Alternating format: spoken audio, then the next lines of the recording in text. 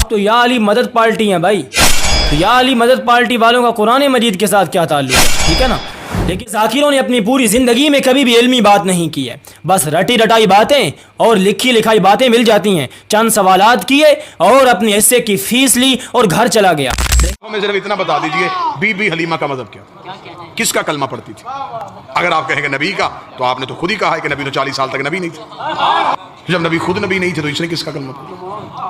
اگر آپ کہیں اس نے نبی کا کلمہ نہیں پڑھا تو پھر بھی نبی کو دودھ پلا دیا، تو پھر میں فوراً قرآن کی آیت مولوی کے گلے میں پھندا بنا کے ڈال دوں گا. اللہ قرآن میں کہتا ہے حرمنا علیہ المراضع، ہم نے حرام کر دیا تھا دائیوں کا دودھ موسیٰ پہ. شرم کر، موسیٰ نوکر ہے، یہ سردار ہے. یہ آل محمد کے خلاف کردار بنائے گئے، کیونکہ اگر لکھ دیتے کہ حلیمہ نے نہیں پالا تو پھر بتانا پڑتا کس نے پالا. چلیں یہ بھی دیکھ لیتے ہیں کہ یہ کردار گھڑے کس نے ہیں. یہ آپ کی سکرین پر مناقب آل ابی طالب کا حوالہ شو ہو رہا ہے. یہ مذہب شیعہ کی معتبر ترین کتب میں سے ہے. اس کے اندر بھی حضرت حلیمہ سعدیہ کا تذکرہ موجود ہے.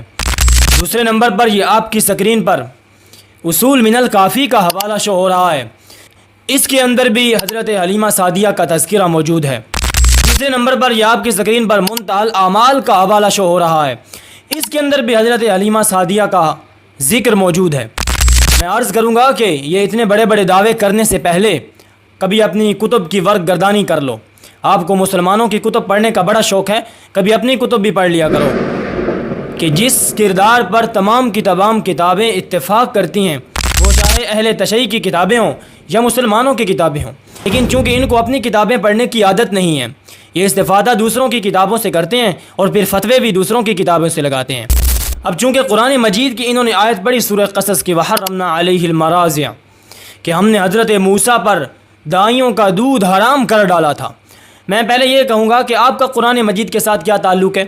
آپ تو یا علی مدد پارٹی ہیں بھائی، تو یا علی مدد پارٹی والوں کا قرآن مجید کے ساتھ کیا تعلق ہے؟ ٹھیک ہے نا.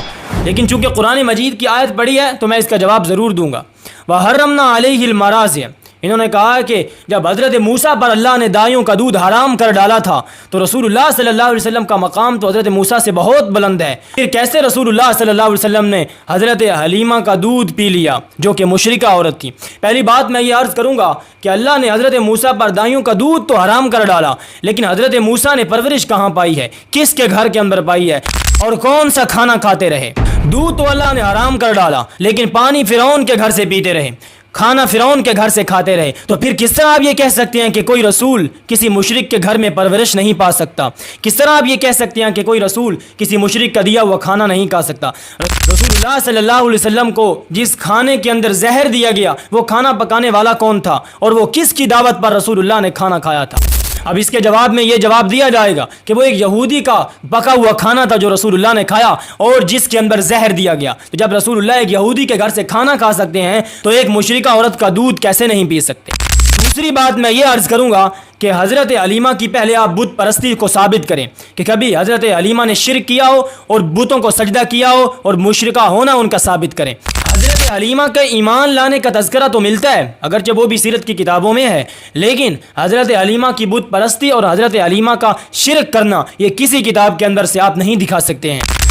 اس سے اگلی بات یہ ہے کہ رسول اللہ صلی اللہ علیہ وسلم کے بعثت سے پہلے تمام کے تمام لوگ زمانہ فطرت میں تھے، ان پر شرک کا فتویٰ نہیں لگتا ہے. زمانہ فطرت اس وقت ختم ہوا جب رسول اللہ صلی اللہ علیہ وسلم نے اپنی بعثت کا اعلان کیا. اس کے بعد جو ایمان نہ لایا وہ مشرک کہلائے گا اور کافر کہلائے گا. اگلی بات انہوں نے کی ہے کہ رسول اللہ جب 40 سال تک خود نبی نہیں تھے تو پھر حضرت حلیمہ نے کس کا کلمہ پڑھا ہے؟ جو نبی ہوتا ہے وہ پیدائشی نبی ہوتا ہے، لیکن نبی اپنی بعثت کا اعلان کچھ عرصہ کے بعد کرتا ہے، 40 عرصہ ہو یا اس سے زیادہ بھی ہو سکتا ہے. تو رسول اللہ نے جو اپنی بعثت کا اعلان کیا ہے وہ 40 سال کے بعد کیا ہے، اگرچہ رسول اللہ اس سے پہلے بھی نبی تھے اور آپ نے اپنی زندگی میں کبھی بھی نعوذ باللہ شرک نہیں کیا. اب چونکہ ذاکروں نے اپنی پوری زندگی میں کبھی بھی علمی بات نہیں کی ہے، بس رٹی رٹائی باتیں اور لکھی لکھائی باتیں مل جاتی ہیں، چند سوالات کیے اور اپنے حصے کی فیس لی اور گھر چلا گیا. رہی بات حضرت ابو طالب کے ایمان کی، تو بات یہ ہے کہ کچھ لوگوں نے حضرت ابو طالب کے ایمان کو ثابت کیا ہے. بہت سارے لوگ اہل سنت کے اندر بھی ایسے ہیں اور اہل تشیع کے ہاں حضرت ابو طالب کا ایمان ثابت ہے. تو ہم یہ کہتے ہیں کہ اگر کوئی انسان حضرت ابو طالب کے ایمان کا قائل ہے تو کوئی مسئلہ نہیں ہے، لیکن اگر آپ یہ اس کی آڑ لے کر حضرت علیمہ کا ہی انکار کریں گے اور کہیں گے کہ ان کا اسلام میں کوئی کردار نہیں ہے، کوئی تصور نہیں ہے، کیونکہ حضرت موسیٰ پر دائیوں کا دودھ حرام تھا، تو رسول اللہ کیسے ایک غیر ماں کا دودھ پی سکتے ہیں؟ حضرت موسیٰ پر جو اللہ نے دودھ حرام کیا تھا اس کی وجہ تھی کہ حضرت موسیٰ کو اللہ نے اپنی ماں کے پاس واپس لوٹانا تھا، کیونکہ اللہ نے ان کی ماں کے ساتھ وعدہ کیا تھا کہ میں اس تیرے بیٹے کو واپس لوٹاؤں گا۔